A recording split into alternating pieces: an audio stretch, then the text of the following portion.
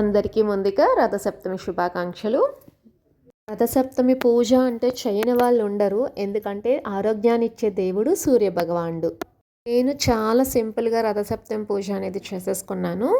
దానికోసం మనం ముగ్గుతో ముందుగా రథం అనేది వేసుకోవాలి. దాని మీద పీఠం ఏర్పాటు చేసుకొని సూర్యచక్రం వేసుకొని దానిపైన 7 చిక్కుడుకాయలతో రథం అనేది తయారు చేసుకోవాలి.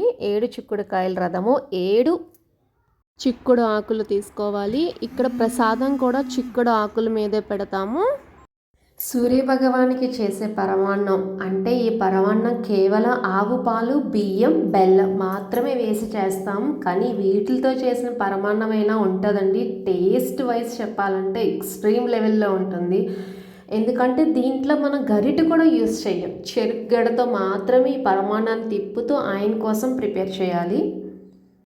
ఈ ప్రసాదాన్ని స్వామివారికి 7 చిక్కుడు ఆకుల్లో సమర్పించుకోవాలి. దాంట్లో చెరుగడ, రేగి పండ్లు పెట్టుకొని, అరటి పళ్ళు, కొబ్బరికాయ కొట్టుకొని పూజ అనేది చేసుకుంటాము ఆదిత్య హృదయం చదువుకొని. ఈ పూజకి కావాల్సిన సామాగ్రి కూడా చాలా తక్కువ అండి. కేవలం చిక్కుడు కాయలు, చిక్కుడు ఆకులు, రేగుపళ్ళు, చెరుగడ, పరమాన్నం ఇవి ఉంటే స్వామివారి పూజ అయితే చేసేసుకోవచ్చు. ఈ పూజ చేసేటప్పుడు మనకి సూర్యభగవాన్ కనిపిస్తూ ఉంటారు కదా, ఆయన కిరణాలు పడుతూ చేసుకోవాలి.